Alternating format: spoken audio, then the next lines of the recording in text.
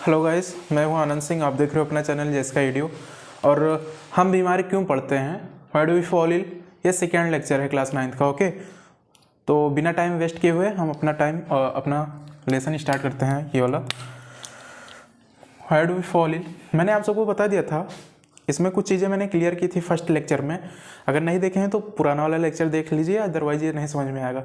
Time period के हिसाब से मैंने डिजीज़ को मैंने डिवाइड कर दिया था, acute disease and chronic disease. ठीक है, आज हम कॉजेटिव एजेंट के हिसाब से बांटेंगे। ठीक है, कॉजेटिव एजेंट। ठीक है, अब कॉजेटिव एजेंट के हिसाब से टू टाइप्स में इसमें डिवाइड किए गए हैं।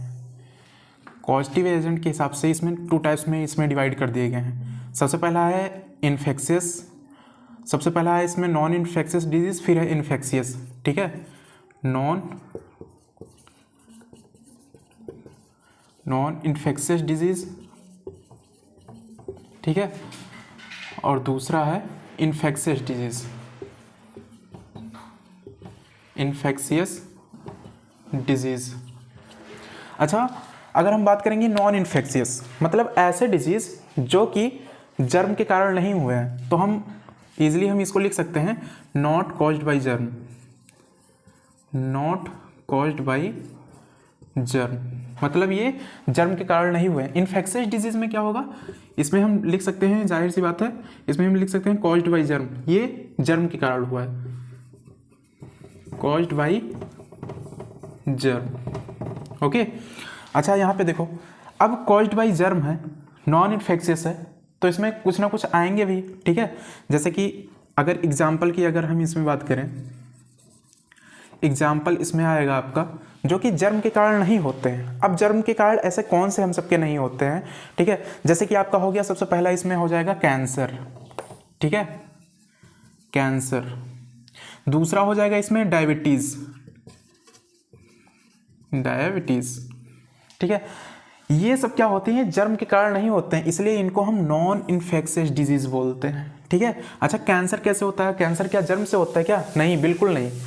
जर्म आपका कैंसर ये जर्म के कारण नहीं होता है, ये सेल के एबनॉर्मलिटी से हो जाता है। ठीक है, जो हम सबका सेल होता है एबनॉर्मल बिहेव करने लगता है। एक तो होता है नॉर्मली बिहेव करना, ठीक है, एक होता है एबनॉर्मल बिहेव करना। ठीक है, तो ये हम सबका सेल्फ एबनॉर्मल बिहेव करने लगता है।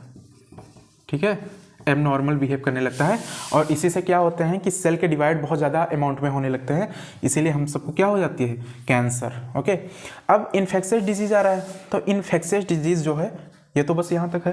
ठीक है, अब इन्फेक्शियस डिजीज़ में यहाँ भी टू टाइप्स के हैं आपके। ठीक है, सबसे पहले की अगर हम बात करेंगे तो इसमें है टू टाइप्स में, और इन्फेक्शियस डिजीज टू टाइप्स के हैं। सबसे पहला इसमें होगा आपका कम्युनिकेबल, और दूसरा है नॉन कम्युनिकेबल। कम्युनिकेबल डिजीज है, ठीक है, और दूसरा रहेगा non communicable, non communicable, non communicable disease. अच्छा, कम्युनिकेबल क्या होता है, जो ऐसे डिजीज जो फैलते हैं, और नॉन कम्युनिकेबल जो ऐसे डिजीज जो नहीं फैलते हैं। तो फॉर एग्जांपल यहाँ पे एग्जांपल की अगर हम बात करेंगे कम्युनिकेबल डिजीज में, तो कम्युनिकेबल डिजीज में सबसे पहला आपका आएगा कॉमन कोल्ड। कॉमन कोल्ड आप जानते हो ना, ये तो बहुत ज़्यादा ठंडी में आजकल टाइम पे चल ही रहा है, बहुत बढ़िया टाइम पे लेसन भी स्टार्ट हुआ है कि ठंडी भी है, और कॉमन कोल्ड तो नॉर्मली सबको हो रहा है। ठीक है, तो कॉमन कोल्ड ये कम्युनिकेबल डिजीज़ है। ठीक है, और आएगा किसमें, इन्फेक्शियस डिजीज़ में। ठीक है, जो कि कॉज्ड बाय जर्म के कारण होते हैं। कॉमन कोल्ड हो गया। ठीक है, और भी इसमें बहुत टाइप के हैं, जैसे आपका हो गया स्मॉल पॉक्स।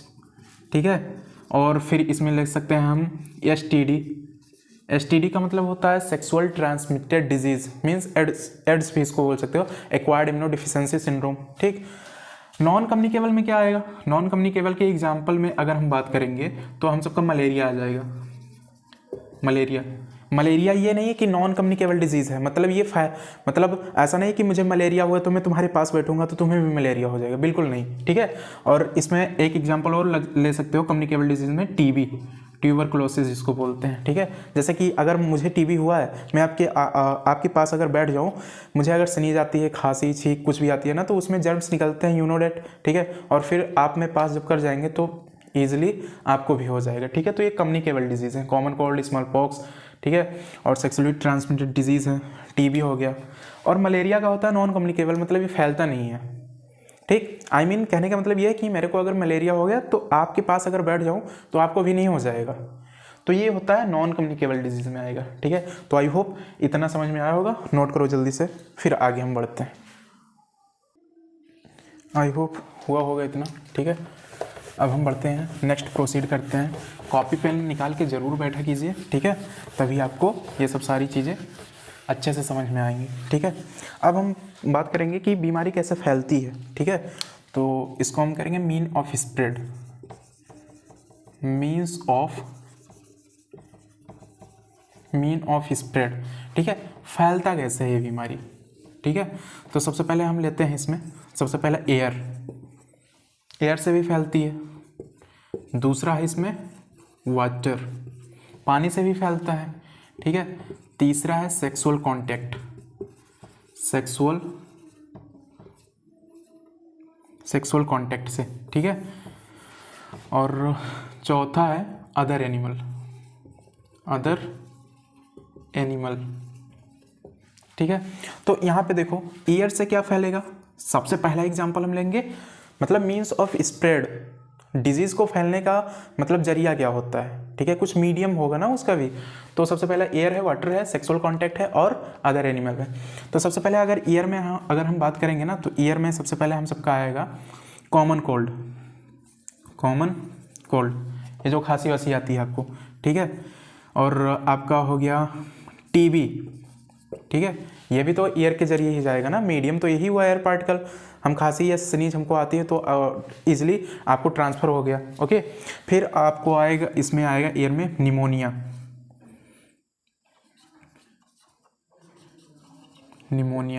ठीक है। अब अच्छा, अगर निमोनिया की हम बात करेंगे तो निमोनिया क्या होता है, निमोनिया का मतलब ये होता है, ठीक है, when your lungs get defect is called pneumonia. मतलब आप जानते हो हम सब में 2 लंग्स है, लेफ्ट एंड राइट, ठीक है।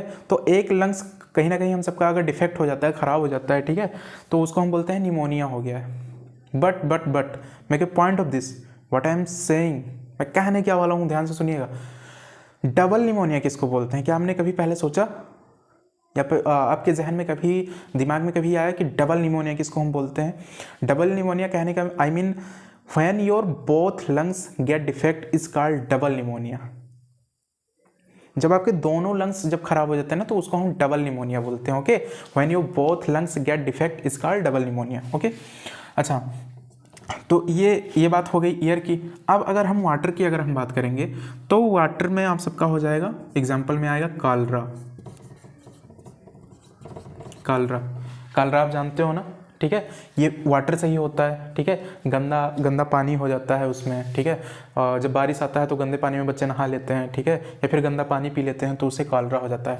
अगर नहीं समझ में आ रहा, अगर पूरी बातें इसकी कालरा की समझनी है, तो आप हिस्ट्री ऑफ कालरा डालना। हिस्ट्री ऑफ कालरा जैसे ही आप डालोगे ना, सब सारी चीज़ें आपको पता चल जाएंगी। मतलब एक कार्टून एनिमेशन में यूट्यूब पे देके आएगा, हिस्ट्री ऑफ कालरा डालना, फिर आपको अच्छे तरीके से उसमें समझा दिया जाएगा। कुछ मैं हिंट दे रहा हूँ आपको। कॉलरा का हिस्ट्री कुछ ऐसे बताया जाता है कि जैसे कि पहले के टाइम में, बहुत पुराने टाइम में, पहले तो कुएं भी नहीं थे, या तो नल की तो बात ही छोड़ दो, ठीक है, सबसे पुराने समय में। लेकिन अगर हम कुछ ना कुछ इसमें अगर बात देखेंगे तो तालाब हुआ करते थे, तो घर की जो महिलाएं रहती थी उनको कुछ काम लगता था, या बर्तन कंटेनर होता था, उनका बर्तन साफ करना होता था, तो तालाब में ही वहाँ पे ही करते थे। उनका कपड़ा जो होता था वॉश करना होता था, ड्रेस जितने उनके होते थे उसी तालाब में। या फिर भेड़ बकरी हो गई, भैंस हो गई, गाय हो गई, उसी में नहलाना, वही पानी पीना, ठीक है। तो इससे क्या होता है, और वॉशरूम बाथरूम भी कुछ भी हो उस वहाँ पे जाना, तो वो जानते हो जब इतनी सारी चीज़ें उसी तालाब में जब कर रहे हो आप, ठीक है, तो जाहिर सी बात है कॉलरा तो होगी, ठीक है। तो हिस्ट्री ऑफ कॉलरा चेक करना, उस पर आपको डिटेल में मिल जाएगा।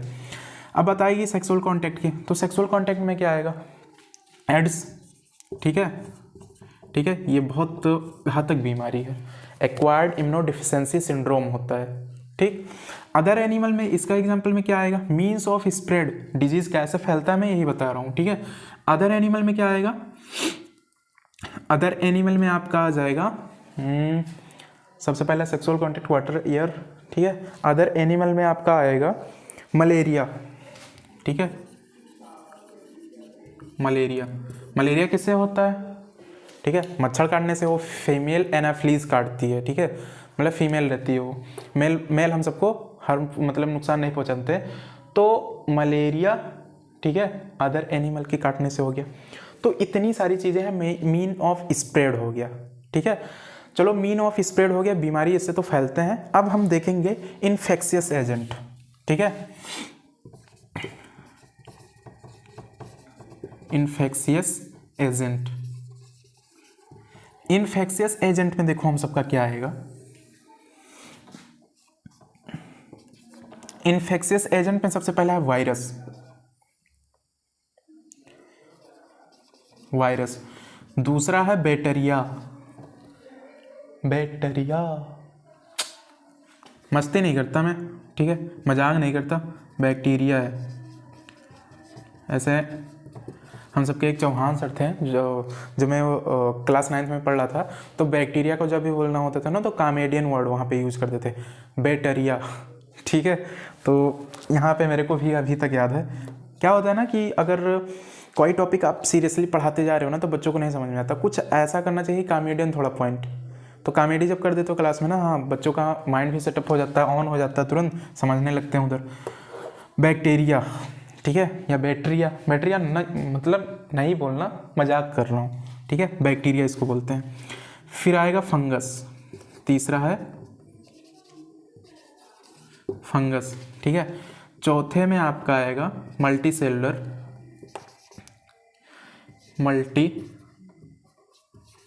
मल्टी सेलुलर एनिमल, या फिर मल्टी सेलुलर ऑर्गेनिज्म बोल सकते हो,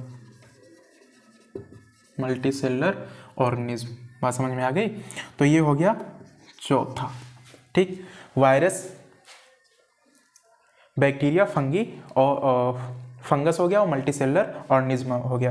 तो वायरस के एग्जांपल में क्या आएगा, मैं इन्फेक्शियस एजेंट पढ़ा रहा हूँ, इन्फेक्शियस एजेंट मतलब इसका मतलब होता है caused by germ, caused by germ, जो कि जर्म के कारण हुए हैं, ठीक है। और ये कैसे कैसे फैलता है, virus, bacteria, fungus, multicellular organism, ठीक है। तो सबसे पहला वायरस में आप सबका आएगा,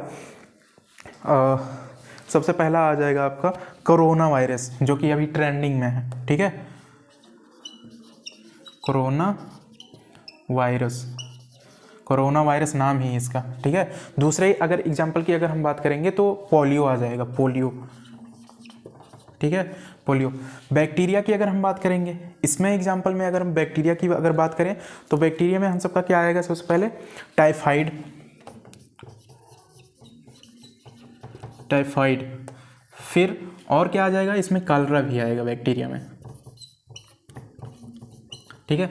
टाइफाइड क्या होता है सर, साल्मोनेला टाइफाई नामक एक बैक्टीरिया होता है, ठीक है, उससे ये होता है आपका टाइफाइड, ठीक है। तो और कॉलरा तो मैंने अभी कुछ हिंट इसमें दिया ही है। तो टाइफाइड किस में आएगा या फिर कॉलरा किस में आएगा, बैक्टीरिया में। टाइफाइड में क्या होता है ना, अचानक आपको फीवर बहुत तेज हाई होता है, फिर लो होने लगता है, फिर बहुत तेज़ी से होता है, फिर लो होने लगता है, ठीक है। तो हाई लो ऐसे ऐसे करके हम सबकी बॉडी पूरा वीक होती जाती है, ठीक है, टाइफाइड। और साल्मोनेला टाइफाई है एक बैक्टीरिया है, उसी से होता है। यानी मतलब कंटामिनेटेड फूड आप क्या करते हो, इनहेल कर लेते हो, खा लेते हो उसको, ठीक है, गंदे पानी पी लेते हो या फिर गंदा खाना खा लेते हो, ओपन रहता है, ठीक है। इसीलिए मैं बाहर वाली ज़्यादा चीज़ मैं नहीं लाइक करता हूँ। फॉर एग्जांपल जैसे फास्ट फूड है, ठीक है, या फिर जाते हैं बहुत सारे लोग और भी बहुत सारी चीज़ें उनको पसंद होती हैं, आई डोंट लाइक डेट, ठीक है, बिल्कुल नहीं मुझे पसंद। हाँ अगर मेरे पास पैसे होते हैं ना कभी कभी, तो मेरे को अगर खाने का मन करता है तो एप्पल, ठीक है, बनानास, ये सब खा लेता हूँ। ये सब ऐसी चीज़ें खाओ जो स्वास्थ्यवर्धक हों, ऐसी चीज़ें मत खाओ कि मतलब बिल्कुल आपका सेहत बिल्कुल बिगड़ जाए, ओके। अब हम बात करेंगे फंगस, ठीक है, या फंगी भी बोलते हैं कोई लोग। इसमें क्या आएगा, रिंग वार्म, रिंग वार्म रहेगा। ओके, फंगस में आपका रहेगा रिंग वार्म, रिंग वर्म। ठीक, मल्टीसेलर ऑर्गेनिज्म में आएगा, मल्टीसेलर ऑर्गेनिज्म में आप सबका आ जाएगा स्कैरिस। ठीक है, ठीक है, स्कैरिस। स्कैरिस क्या होता है, स्कैरिस छोटे बच्चों के पोटी में मतलब देखा गया मोस्टली। ठीक है, और ये मल्टीसेलर ऑर्गेनिज्म में आते हैं स्कैरिस, या स्कैरिस आपके स्मॉल इंटेस्टाइन में भी होते हैं। ठीक है, वहाँ से अपना फूड ये ऑब्टेंड करते हैं। किसी किसी की आँखों में भी स्कैरिस पड़ जाते हैं, निकलवाना पड़ता है उसको। ठीक, तो आई होप इतना पॉइंट समझ में आया होगा। अब हम बात करेंगे इम्यून सिस्टम, इम्यूनाइजेशन। ठीक है, एंटीबायोटिक्स, एंटीबॉडीज़, ये बहुत इंपॉर्टेंट टॉपिक है इस लेसन का। तो इसका मतलब, कहने का मतलब ये बिल्कुल नहीं है कि आपका ये इम्पॉर्टेंट नहीं है। ठीक है, ये भी बहुत इंपॉर्टेंट है और एग्जाम्पल ज़रूर आपको याद रखने हैं। तो आई होप इतना समझ में आया होगा और अब हम आगे बढ़ते हैं। ठीक है, मैं हट जा रहा हूँ, तब तक स्क्रीनशॉट वगैरह ले लो। ठीक है, और ये जान लेना कि बहुत इंपॉर्टेंट है, बहुत बहुत ज़्यादा ही। और अब जो स्टार्ट होने वाला रहेगा इससे ज़्यादा ये भी मतलब बहुत ज़्यादा इंपॉर्टेंट है। इम्यून सिस्टम, एंटीबॉडीज़ और एंटीबायोटिक्स। ठीक है, क्या क्या होता है ये दोनों टर्म जो है ना कंफ्यूजिंग लगते हैं आपको। एंटीबॉडीज़ क्या है, एंटीबायोटिक्स क्या है, तो आज इस वीडियो में काम इसका हम तमाम कर देंगे। ठीक है, चलो आई होप थोड़ा साइड में हट जाऊँ, ले लो स्क्रीनशॉट वगैरह या फिर नोट कर लो, कॉपी पेन लेके ज़रूर बैठा करो, नहीं तो घुस के ना मोबाइल में बहुत मारूंगा। हो गया होगा आई होप। अब हम बात करेंगे एंटीबॉडीज़, एंटीबायोटिक्स। एंटीबॉडीज़, एंटीबायोटिक्स, गाना निकालना चाहिए इस पर यार। Antibiotics, antibodies, immune system.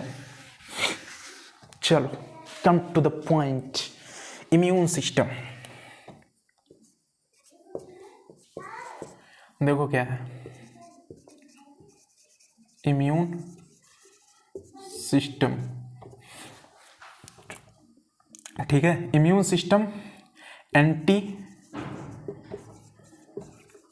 Antibodies and antibiotics. ठीक है, क्या होता है ये इम्यून सिस्टम, क्या होता है एंटीबॉडीज़, क्या होता है बॉडीज़, क्या होता है एंटीबॉडीज़, एंटीबायोटिक्स क्या होता है। चलो स्टार्ट करते हैं। इम्यून सिस्टम, इम्यून सिस्टम क्या है, इम्यून सिस्टम को हम बोलते हैं रोग प्रतिरोधक क्षमता। रोग को प्रतिरोधक मतलब रोग को अपने अंदर ना आने देना। ठीक है, तो हम बेसिकली इसको हम लिख सकते हैं it is responsible for WBC। और WBC क्या होता है, वाइट ब्लड सेल्स, जो कि हम सबके शरीर में सोल्जर्स का काम करता है, फाइट करने का काम करता है। ठीक है, तो इम्यून सिस्टम को हम बेसिकली लिख सकते हैं ability to fight with disease, abilities to fight with disease, मतलब बीमारी से लड़ने में कौन सहाय करता है, immune system.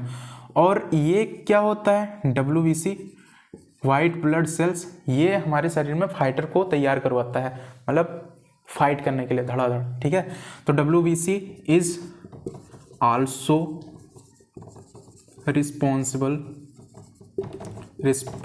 For immune system, immune system. Okay, बात समझ में आ गई। चलो अब हम आते हैं एंटीबॉडीज और एंटीबायोटिक्स पे।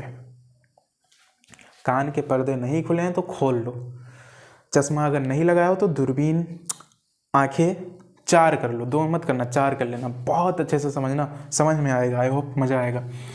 चलो ये मानो कि आप हो, ठीक है, यही कोई होगी, दामिनी होगी, या एक गधा होगा एहसान, ठीक है, जो मेरे पर्सनल स्टूडेंट हैं उस, और एक तो और कोई होगा शिवांगी होगी, या फिर एक त्रिपाठी।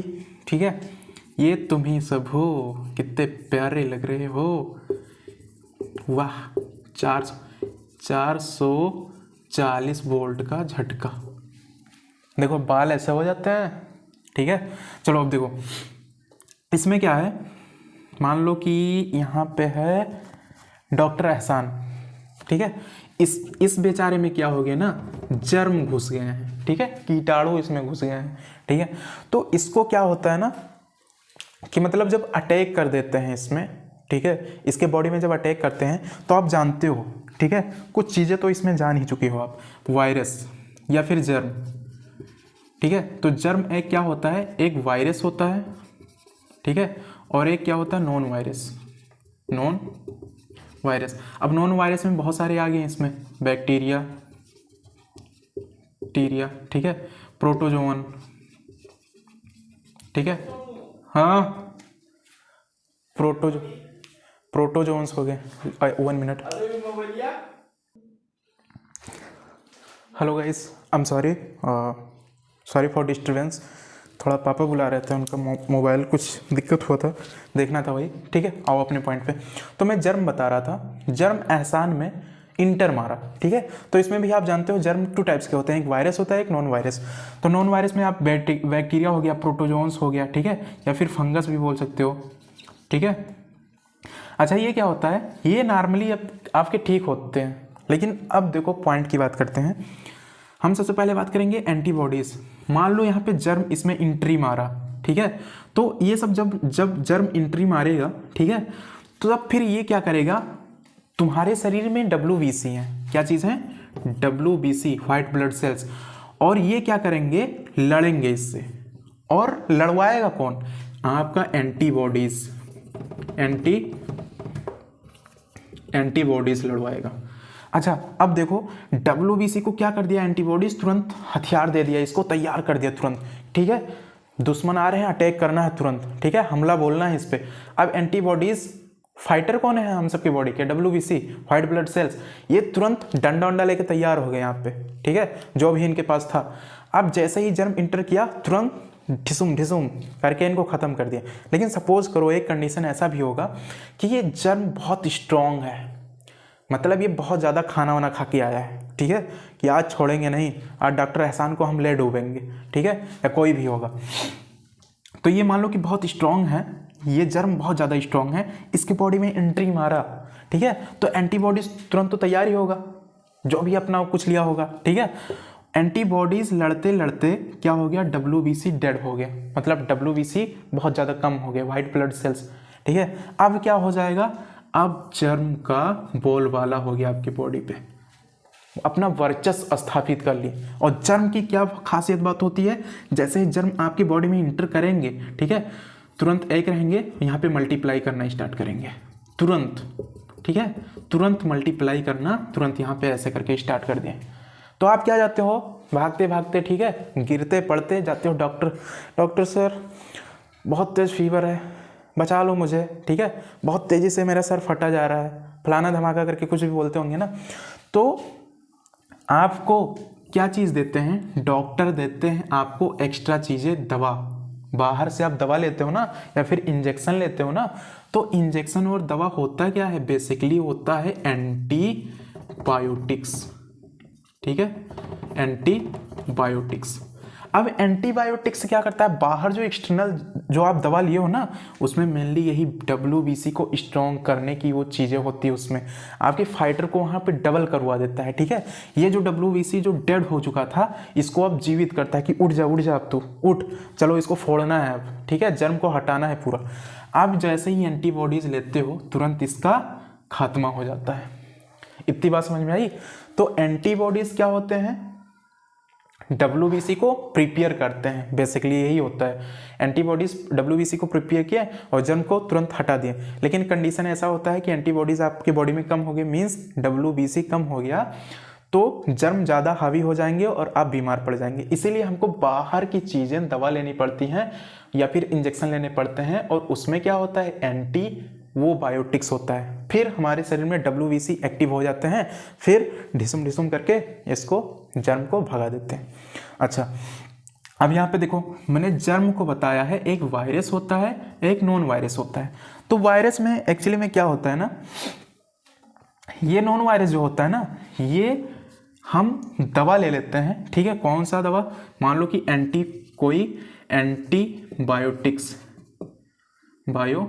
एंटीबायोटिक्स का कोई हम दवा लेते हैं ना, तो नॉर्मली हम सबका अगर बैक्टीरियल या फंगस है, प्रोटोजोन्स है, मतलब नॉन वायरस की कोई चीज़ें हैं, तो वो जल्दी से ख़त्म हो जाती हैं, ठीक। लेकिन जो ये होता है ना, वायरस होते हैं बहुत सारे होते हैं सब, ठीक है, जल्दी ख़त्म नहीं होते हैं।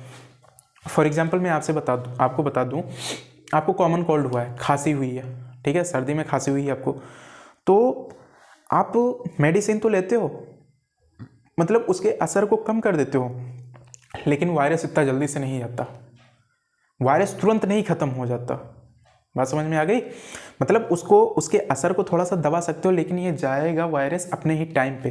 तो देखो यहाँ पे खेल क्या होता है इसका, यहाँ पे देखो, जैसे ही वायरस किसी के बॉडी में इंटर किया, ठीक है, तुरंत ये मल्टीप्लाई करेंगे, तुरंत अपने ये यहाँ पे जहाँ सुटेबल इनको कंडीशन मिलेगा, अच्छा कंडीशन, फेवरेबल कंडीशन इनको मिलेगा, वहाँ पे क्या करेंगे? यही होता है अल्टीमेटली लाइफ का डिफिनेशन ही होता है successful feeding and successful breeding. जहाँ पे आपको बहुत अच्छी चीज़ें नज़र आ गई, ठीक है, पहले भी यही होता था, वहाँ पे हम रहना स्टार्ट करेंगे, अपनी संतान उत्पत्ति करेंगे और पॉपुलेशन इंक्रीज करेंगे, यही होता है अल्टीमेटली लाइफ, ठीक है। और एक टाइम पे हम भी फिनिश्ड, गार्जियन भी फिनिश्ड, सब लोग साफ, ठीक है। यही कंटिन्यू ऐसे चलते रहता है। इवोल्यूशन टॉपिक में पढ़ाया जाएगा, don't worry about it. Now come to the topic. तो यहाँ पे जर्म है, तो ये वायरस इतना जल्दी ख़त्म क्यों नहीं होते हैं? रीज़न होता है इनमें। आप ये जो एंटीबायोटिक्स लिए हो ना, बेसिकली WBC को तो एक्टिव करेगा ही, लेकिन अब देखो दवा का असर जैसे ही आपकी बॉडी पे करने लगा, ठीक है, तुरंत ये समझ जाएंगे कौन? वायरस की मारने आ रहा है, ठीक है। अपने बॉडी पे ये क्या कर लेंगे? सील्ड कर लेंगे अपनी बॉडी को। ये एक इन सब के पास सील्ड होते ही, कवर होते ही, इससे तुरंत कवर कर लिया अपने आप को। अब ये प्रयास करेंगे कि ये इसका असर कब कम होगा। अब ये कैसा मतलब बिहेव करने लगे? सील्ड जैसे कवर करके नॉन लिविंग नहीं रह गए, अब नॉन लिविंग का मतलब ये अपना प्रॉपर्टी शो करने लगे। अब नॉन लिविंग का जैसे ही करने लगेंगे ये सब, ठीक है। अब ये जैसे ही दवा का, जैसे ही मेडिसिन का इफेक्ट खत्म होगा बॉडी से, तुरंत अपना ये सील्ड खोलेंगे, ठीक है, फिर ये तुरंत डिवाइड करना स्टार्ट कर देंगे। इसीलिए वायरस को इतना जल्दी हम ख़त्म नहीं कर सकते हैं। हाँ जाएगा, लेकिन अपने ही टाइम पे जाएगा। बात समझ में आ गई? तो ये होता है वायरस, ठीक है। वायरस मतलब डेंजरस होते हैं आपके। अब हम पॉइंट की बात करते हैं। तो आई होप इतना समझ में आया होगा। इम्यून सिस्टम क्या होता है? Ability to fight with disease, ठीक है। ये क्या करते हैं? मतलब रोग से लड़ने में ये सक्षम होते हैं, ठीक है। इसको इम्यून सिस्टम। अच्छा, इम्यून सिस्टम अब अलग अलग लोगों में अलग अलग प्रकार से होते हैं। छोटा जो बच्चा होता है उसमें मतलब मेनली होता है, लेकिन थोड़ा सा कम होता है इम्यून सिस्टम उसमें। लेकिन फिर वही बच्चा धीरे धीरे बड़ा हो गया, या फिर एजड एज का हो गया, ओल्ड हो गया, तो उसमें क्या होता है ना कि ओल्ड जब हो जाते हैं तो उनमें भी इम्यून सिस्टम वीक हो जाता है। लेकिन जब बात करेंगे मिड चीज़ की, अगर हम बात करेंगे मिड पॉइंट पे, अगर हम बात करेंगे फॉर एग्जांपल किशोरावस्था, पुबर्टी एज, मतलब किशोरावस्था जिसको बोलते हैं, जैसे हम सब हो गए, ठीक है। हम सब में जल्दी बीमारी नहीं होती, क्यों? क्योंकि ये इम्यून सिस्टम हम सबका बहुत ज़्यादा स्ट्रॉन्ग है। और इम्यून सिस्टम जब स्ट्रॉन्ग होगा तो हमको बीमारी होगी। जब हम सब हेल्दी होंगे, स्ट्रॉन्ग होंगे। और हेल्दी का मैंने डिफिनेशन भी आपको बता रखा था, according to new concept physically, mentally, socially, sexually well being is called healthy. इसको बोला गया था हेल्दी। बात समझ में आ गई? तो ये सब जब सारी चीज़ें रहेंगी, WBC जब स्ट्रॉन्ग है, ठीक है, फिर तो कोई हम सबका कुछ कर नहीं सकता, चाहे जितने वो जर्म आ जाए, ठीक है। लेकिन हाँ, कभी कभी हम सभी बीमार पड़ जाते हैं, लेकिन मैं कंपेयर कर रहा हूँ स्मॉल बेबी में, ठीक है, और ओल्ड, जैसे आपके दादा दादी हो गए, उनको ज़्यादा फीवर हो जाता है, या छोटे बच्चे को, लेकिन हम सबको थोड़ा कम होता है इनके कंपेयर में। बात समझ में आ गई? तो यहाँ पे इम्यून सिस्टम आपको आई थिंक समझ में आया होगा, ठीक है। और फिर एंटीबॉडीज़ क्या होते हैं? एंटीबॉडीज़ हमारे बॉडी में WBC यानी फाइटर बनवाने का काम करते हैं। और एंटीबॉडीज़ जैसे ही फाइटर बनवाएंगे, जर्म को इंटर नहीं करने देगा। लेकिन मान लो, रिवाइज कर रहा हूँ, अच्छे से सुनते चलना, लेकिन मान लो जर्म ज़्यादा स्ट्रॉन्ग है और ये WBC को सप्रेस कर दिया, दबा दिया वहाँ पे, ठीक है, मार डाला इसको। तब फिर हम जाते हैं डॉक्टर के पास क्या लेते हैं, एंटीबायोटिक्स के रूप में हम दवा लेते हैं या इंजेक्शन लेते हैं। तो ये क्या करता है, WBC को फिर एक्टिव कर देता है और फिर ये जर्म को मार के भगा देते हैं अपनी बॉडी से, हम टोटली ठीक हो जाते हैं। तो I hope immune system, antibodies and antibiotics समझ में आया होगा, ठीक है। अब हम बात करेंगे इम्यूनाइजेशन, ठीक है। इम्यूनाइजेशन क्या होता है, देखो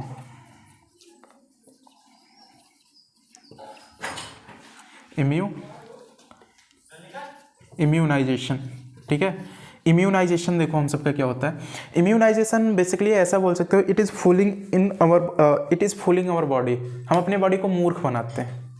फॉर एग्जाम्पल देखो कैसे, एक छोटा सा कोई बच्चा है, ठीक है, एक छोटा सा न्यू बॉर्न बेबी है। अब जानते हो न्यू बॉर्न बेबी होता है, 2 ड्रॉप उसको पोलियो के पिला दिए जाते हैं। किसके, पोलियो के वायरस इसको पिला दिए जाते हैं न्यू बॉर्न बेबी को, ठीक है, न्यू बॉर्न बेबी, ठीक है। एक छोटा सा कोई बच्चा है, इसको पोलियो के वायरस इसको पिला दिए गए। अच्छा, मैं पोलियो नॉर्मली तो ऐसे सुने होंगे ना कि पोलियो इसको पिलाया जाएगा, लेकिन मैं पोलियो के वायरस यहाँ पे बोल रहा हूँ। अरे सर आप तो पागल तो नहीं हो गए कहीं, पोलियो के वायरस आप बोल रहे हो? जी हाँ, पोलियो एक वायरस ही होता है, ठीक है। अच्छा अब देखो, पोलियो जब किसी को अटैक कर देता है ना तो अपंग हो जाता है। फॉर एग्जांपल जैसे उसका पैर, ठीक है, उसका हाथ अपंग हो गया, या फिर और बॉडी में पूरा डिसफंक्शन हो गया वहाँ पे। आई होप जितना बोल रहा हूँ समझ रहे हो, ठीक है। तो पोलियो का जब वायरस इसको पिला देते हैं ना, तो पोलियो का वायरस जब पिलाते हैं तो इसका मतलब ये बिल्कुल ऐसा नहीं हुआ कि मतलब ऐसा बिल्कुल नहीं हो गया कि मतलब यहाँ पे पोलियो का जैसे वायरस हम पिला दिए तो मर जाएगा। लेकिन इस पर बहुत रिसर्च हुई है, ठीक है। मतलब WHO जो है, वर्ल्ड हेल्थ ऑर्गेनाइजेशन, इस पर बहुत सारे खर्चा किए हैं। मतलब वर्ल्ड हेल्थ ऑर्गेनाइजेशन जो है, एक ही कंट्री वाले नहीं होते हैं यहाँ पे, बहुत सारे पूरे कंट्री के वहाँ पे होते हैं। जैसे फॉर एग्जांपल WHO में कोई इंडिया का ही नहीं है वहाँ पे, कि इंडिया का कोई वहाँ पे डॉक्टर है, बहुत बढ़िया डॉक्टर या साइंटिस्ट है वहाँ का, एक ही लोग वहाँ पे वर्क कर रहे हैं। पूरे देश वर्क वहाँ पे यूनिटी होती है, वहाँ पे वर्क करते हैं बहुत अच्छे तरीके से, तब जाके WHO बनाई गई है अपनी। बात समझ में आ गई? तो पोलियो का ये जो वायरस होता है, ठीक है, तो पोलियो का वायरस ऐसे नहीं उसको पिला दिया जाता, वो हीट किल्ड होते हैं। उसके वायरस जो होते हैं वो हीट किल्ड होते हैं। और हीट जब किल्ड रहेगा तो उसको क्या करेंगे, जैसे ही आएगा तुरंत एंटीबॉडीज तुरंत एक्टिव, अपना डंडा वंडा लेके जो भी अपने पास रखा होगा, ठीक है, तुरंत एक्टिव हो जाएंगे कि हाँ बस मारना है इसको, ठीक है। तो ये जब आते हैं हीट किल्ड रहते हैं तो बेसिकली ऐसा शो अपने बॉडी में करते हैं नॉन लिविंग के जैसा। लेकिन जैसे ही अब इनको एक मेमोरी हो गई, ठीक है, इम्यूनाइजेशन हम पढ़ रहे हैं ना, तो इनको एक मेमोरी हो गई अपनी बॉडी को कि हाँ इन केस ऑफ फ्यूचर में कभी अगर पोलियो अगर अटैक करेगा इन पे तो तुरंत हम एक्टिव होके और तुरंत हम इसको मार देंगे, ठीक है। तो पोलियो वायरस इसीलिए हीट किल्ड करके हम सबको पिलाया जाता है। और हीट किल्ड करके क्यों पिलाते हैं? क्योंकि हमारे बॉडी को हम क्या पढ़ रहे हैं, इम्यूनाइजेशन। तो इम्यूनाइजेशन का मतलब ही होता है it is basically fooling our body, हम अपनी बॉडी को मूर्ख बनाते हैं। और जैसे ही मतलब पोलियो वायरस का जैसे हम पिए, हीट किल्ड है, तो हमारी बॉडी को एक मेमोराइज होगी, उसको एक मेमोरी होगी कि हाँ इन केस ऑफ फ्यूचर में अगर कभी भी पोलियो अटैक करेगा तो हम तुरंत उस पर अटैक कर देंगे, ठीक है। तो पोलियो के वायरस ऑलरेडी हम बच्चे को पिलाते हैं, ठीक है, इसमें कोई दो राय नहीं है। लेकिन वो कैसे होते हैं? हीट किल्ड होते हैं, ठीक। अच्छा एक बात इसमें और सोचने वाली है कि अगर हम पोलियो के वायरस अगर बच्चे को पिला रहे हैं तो इसके अगर उसका बच्चे का बॉडी अगर इसको नहीं कंट्रोल कर पाया तो बहुत सारी प्रॉब्लम हो जाएगी। हम बेसिकली पिला क्या रहे हैं बच्चे को? पोलियो के वायरस, इसमें कोई दो राय नहीं है, पोलियो के वायरस पिला रहे हैं। तो आप जानते हो वायरस बॉडी के लिए हार्मफुल होता है, हानिकारक होता है, लेकिन उसको हीट किल्ड करके पिलाया जाता है। हीट किल्ड कब किया गया? साइंटिस्ट बहुत रिसर्च किए हैं इस पर, बहुत सारे लोग कंट्री वाले, बहुत सारे कंट्री के जो लोग थे इसको रिसर्च किए हैं इस पर, ठीक है, तब जाके ये सक्सेसफुल हुआ। कि ऐसा ना हो कि पोलियो के वायरस हम पिला दे रहे हैं और पोलियो ना भी हुआ वो बेचारे को तो भी पोलियो हो जाए। फॉर एग्जांपल उसका कोई ऑर्गन है, ठीक है, कोई यंग है, पैरालाइज्ड हो जाए उसका, ठीक है, अपंग हो जाए, या हाथ उसके डिसफंक्शन मतलब काम करना बंद कर दें, ठीक है। तो पोलियो के वायरस उसको हीट किल्ड करके पिलाए जाते हैं और इसी चीज़ को हम क्या इसी चीज़ को हम बोलते हैं इम्यूनाइजेशन। हम सबका हेडिंग ही था, it is basically fooling our body. हम अपनी बॉडी को मूर्ख बनाते हैं, ठीक। एक इसमें थोड़ा एक्स्ट्रा पॉइंट और बता दे रहा हूँ, इसमें होता है कि प्लासीबो इफेक्ट, ठीक है। जैसे कि आप जानते होंगे, अगर गांव देहात से अगर कोई मेरा बच्चा अगर ये वीडियो देख रहा होगा ना, तो बेसिकली मैं आपको थोड़ा सा ये बताता हूँ। कुछ लोग होते हैं माइथोलॉजिकल बिलीव करते हैं पौराणिक चीज़ों में। आई मीन मैं अपोज नहीं कर रहा इस चीज़ का, हाँ मानता हूँ गॉड होते हैं, ठीक है। मैं भी एक साइंस स्टूडेंट हूँ, मैं भी मानता हूँ कि गॉड होते हैं, ठीक है। जहाँ भी आपको कोई चीज़ डिजाइन नज़र आ रही है, ठीक है, तो उसको बनाने वाला भी कोई होगा। बात समझ में आ गई? तो मैं ऐसा बिल्कुल नहीं बोल सकता कि हाँ भगवान नहीं होते हैं, बिल्कुल होते हैं, आई एग्री, ठीक है, 100% एग्री करता हूँ कि भगवान है। तो यहाँ पे हम प्लासीबो इफेक्ट में समझाने की कोशिश कर रहा हूँ।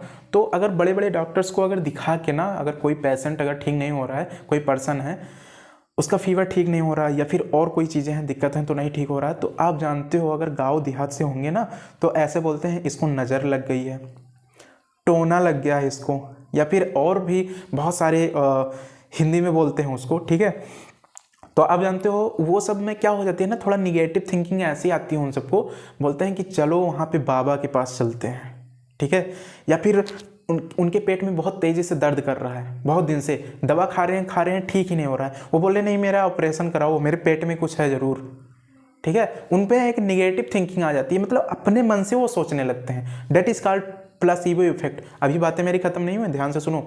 अब देखो प्लासीबो इफेक्ट की एक और अच्छी सी बातें हैं। डॉक्टर्स की एक यूनिटी बनाई गई, बैठक हुई इसकी, तो बोला गया कि पर्सन जो है बहुत ज़्यादा निगेटिव थिंकिंग में है, वो कि मेरे पेट में कुछ है, तो कुछ उसमें जो एक्सीलेंट जो डॉक्टर थे, बहुत ज़्यादा आईक्यू उनका हाई था, तो बोले कि ठीक है कोई दिक्कत वाली बात नहीं है, थोड़ा सा हल्का सा कट लगा के उन पे, और प्लासीबो इफेक्ट समझा रहा हूँ अच्छे से समझना, थोड़ा सा कट लगा देते हैं उसके बॉडी पे, और फिर क्या कर देते हैं हम कि उसको बता देंगे, कुछ निकाल देंगे, मतलब एक्स्ट्रा रहेगी तो कुछ नहीं उसके चीज़, मतलब उसके पेट में है तो कुछ नहीं, पर दर्द ही कर रहा है। और नॉर्मल हम सब जानते हैं ना, हम सब तो डॉक्टर ही हैं, हम सब तो जानते हैं उसके पेट में कुछ नहीं है, बस उसमें निगेटिव थिंकिंग आ गई है, वही चीज़ प्लासीबो इफेक्ट होती है। तो हम सब कुछ चीज़ उसको दिखा देंगे कि हाँ आप सही बोल रहे थे, आपके पेट में ये था, ठीक है, और उसको दिखाएंगे ना, तो आज के बाद वो सेटिस्फाई हो जाएगा हमेशा के लिए कि हाँ देखो मैं बोल रहा था मेरा पेट दर्द हो रहा था, और देखो कुछ ना कुछ मेरे पेट से निकला, ठीक है। तो उसको दिखा देते हैं, फिर चाहे दर्द भी करेगा ना तो सोचेगा नहीं अब कोई टेंशन नहीं, मेरे पेट से निकल गया जो भी था, ठीक है, कट करके देखो डॉक्टर यहाँ से निकाल दिए। तो ये चीज़ होती है प्लासीबो इफेक्ट। निगेटिव थिंकिंग जो रखे रहते हैं अपने माइंड में, सर दर्द होता है नहीं मेरी खोपड़ी खुलवा दो, मेरे खोपड़ी में कुछ होगा, ठीक है, बेसिकली होता कुछ भी नहीं ऐसा, डॉक्टर से ज़्यादा जानकार कोई नहीं होते हैं, ऐसे 5 साल MBBS की पढ़ाई करके नहीं बन गए होंगे वो सब, ठीक है। हाँ तो टॉपिक थोड़ा लंबा जा रहा है, तो आई होप इतनी सारी चीज़ें समझ में आई होगी। तो चलो लास्ट में एंडिंग में जाते जाते कुछ चीज़ें और आपको बता दूँ, मतलब जहाँ लेक्चर रिकॉर्ड कर रहा हूँ ये तो रूम ही है मेरा जहाँ पे सोता हूँ, बताने लायक नहीं लेकिन बता रहा हूँ, ठीक है। एक बार क्या था ना, मेरे दादाजी थे, तो वो भी मतलब जानते हो अगर मेडिसिन वगैरह जब काम वाम नहीं करता है ना, तो जानते हो ये क्या नाम है, इसको बोलते हैं बाबा के पास चले जाओ, कुछ चीज़ें लेके चीनी वगैरह शुगर, और चले जाओ, ठीक है, उनसे पता नहीं क्या नज़र वज़र जिसको बोलते हैं लग गया है, ये फलाना धमाका करके होता है जो भी कुछ। तो यहाँ से जाना था, घर से 1-2 किलोमीटर दूर है, ठीक है, बाइक स्टार्ट किया, मैं निकल गया। अब जब उसके घर पे पहुँचा मैं तो इस चीज़ से एग्री बिल्कुल नहीं करता हूँ, ठीक है, कि नज़र टोना ये सब कोई चीज़ होती है, मतलब थोड़ा सा भी बिलीफ नहीं है इसमें। तो मैं गया वहाँ पे, पहुँचा, बोला कि एक बहुत ओल्ड एज के थे, तो बोला कि बाबा जी मेरे दादाजी को वो हुआ है, क्या नाम है, फीवर वगैरह हुआ है, तो इसको नज़र वज़र झाड़ दीजिए, ठीक है। तो मतलब वहाँ पे जब गया तो वहाँ पे वो मिले ही नहीं, ठीक है, जब वहाँ पे पहुँचा तो वो मिले ही नहीं। तो मैंने बोला कि कितना देर लगेगा, उनके बेटे से पूछा कितना देर लगेगा, तो बोल रहे हैं कि लगभग अभी उनको आने में 1-1.5 घंटे लग सकते हैं। तो मैं अपने मन में सोचा इतना वेट कौन करेगा यार, ठीक है, एक तो इतनी दूरी से आया हूँ, ठीक है। बाइक स्टार्ट किया, निकल आया घर पे, थोड़ा सा दिमाग अपना लगाया कि मैं बाबा से बोल दूंगा कि बाबा मतलब वहाँ से मैं आपका ये जो भी काम था, ठीक है, मैं करा के ले आया हूँ, ठीक है। अब उनमें देखो प्लासीबो इफेक्ट वाली बातें हैं यहाँ पे, वो चीनी खा लिए, बोले हाँ मेरा फीवर बिल्कुल ठीक हो गया, और वहाँ पे जब गया था तो वहाँ पे वो मिला ही नहीं था, वहाँ पे उनकी जो नज़र वजर थी वो उसको झाड़ा ही नहीं था। मतलब ये बातें मैं लेक्चर रिकॉर्ड कर रहा हूँ, डर लग रहा है कोई सुन ना ले क्योंकि रूम में ही हूँ, ठीक है। तो वो बोले कि हाँ मैं बिल्कुल ठीक हो गया। अब बताओ यार, मैंने गया हूँ उसके घर पे तो घर तक मैंने गया था, लेकिन ये नहीं है कि मतलब उसका मतलब उनका नज़र वज़र मैंने उससे मतलब जो भी उसका वर्क होता है मैंने उससे करवाया नहीं था, क्योंकि वो मिले ही नहीं थे मेरे को वहाँ पे घर पे उनके, ठीक है। फिर मैं दिमाग लगाया, बोला कि बाबा वहाँ पे गए थे तो बाबा मिले थे और नज़र वज़र जो भी था आपका झाड़ वाड़ दिए, ठीक है, खा लीजिए इसको। खाएं, आधे घंटे बाद बोले मैं तो आराम हो गया, मेरे को तो आराम हो गया, कंफर्ट फील कर रहा हूँ अब। तो ये सब चीज़ें क्या है, आप क्या बता सकते हो इसको, ठीक है। अंधविश्वास ही तो है ना, ठीक है। साइंस से भी बड़ी कोई चीज़ है, हाँ मानता हूँ साइंस एक्सेप्शनल है, ठीक है, लेकिन ये 100% प्रूफ मांगती है भाई, ऐसे नहीं है कोई चीज़ें, ठीक है। कोई चीज़ साइंस पढ़ लो, ठीक है, अपनी रिस्पॉन्सिबिलिटी खुद लेना सीखो। हाँ साइंस पढ़ लें तो पूरी जिम्मेदारी, अगर आपको डॉक्टर भी बनना होगा तो हम एक जिम्मेदार डॉक्टर बनेंगे, फॉर्मेलिटी हम नहीं करेंगे, दिखावा नहीं करेंगे हम। बात समझ में आ गई। सो आई होप ये सब टॉपिक समझ में आया होगा, लेक्चर अभी ज़्यादा लंबा निकल जाएगा। So thanks for watching, see you next time, bye bye bye.